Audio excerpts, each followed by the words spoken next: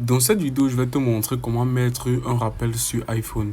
Alors déjà, ce que tu vas faire ici, c'est ouvrir l'application rappel. Alors voici l'application en question.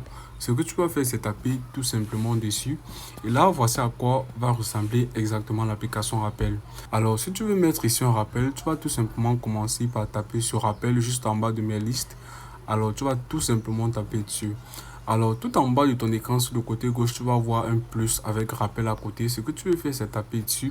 Et là, tu vas pouvoir ajouter un titre à ton rappel. Ce que je vais faire, c'est coller un titre que j'ai déjà écrit au préalable ici. Et là, tu vas voir que le titre de ma vidéo, c'est créer ma vidéo YouTube. Alors par la suite, ce que nous allons faire, c'est taper sur le i qui se trouve juste sur le côté droit.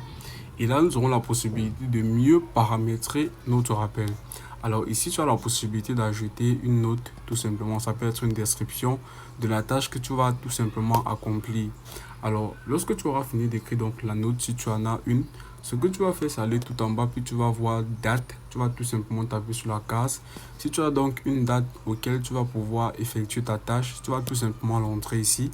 Je vais par exemple mettre ici le 10 juin 2024. Et là, tout en bas, tu vas voir l'heure. Tu vas pouvoir aussi définir l'heure. Alors ici, je vais par exemple mettre 12 heures.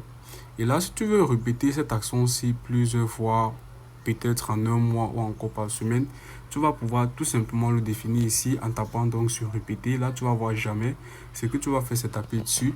Et là, tu vas voir donc les différentes options. Tu vas voir tous les jours, jours de la semaine, week-end, toutes les semaines, etc. Alors, ce que je vais faire ici, c'est taper sur toutes les semaines. Alors, je tape dessus. Et là, tu vas voir fin de la récurrence. Ici, tu vas aussi définir. Alors, tu peux tout simplement prendre date de fin de la récurrence. Et tu vas pouvoir tout simplement définir la date de fin ici. Alors, je vais entrer le 17. Si tu n'as rien à mettre là-bas, tu vas tout simplement taper sur répéter indéfiniment. Là, tu vas sortir d'ici. Et là, si tu as un lieu, donc, tu vas tout simplement pouvoir le customiser ici. Je vais taper sur pas maintenant. Et là, tu vas pouvoir donc choisir ton lieu sur cet endroit-ci. Alors, si tu as un endroit et tu veux tout simplement l'entrer ici, tu vas taper sur personnaliser. Alors, je vais taper sur pas maintenant. Et ici, tu vas pouvoir entrer le lieu. Alors, après que tu auras mis le lieu, tu peux donc définir la priorité. Tu tapes sur aucun. Et là, tu vas pouvoir choisir quelle est la priorité de ta tâche. Alors, tu vas voir faible, moyen, élevé. Ce que tu vas faire, c'est choisir l'option qui te convient. Moi, je vais taper sur élevé.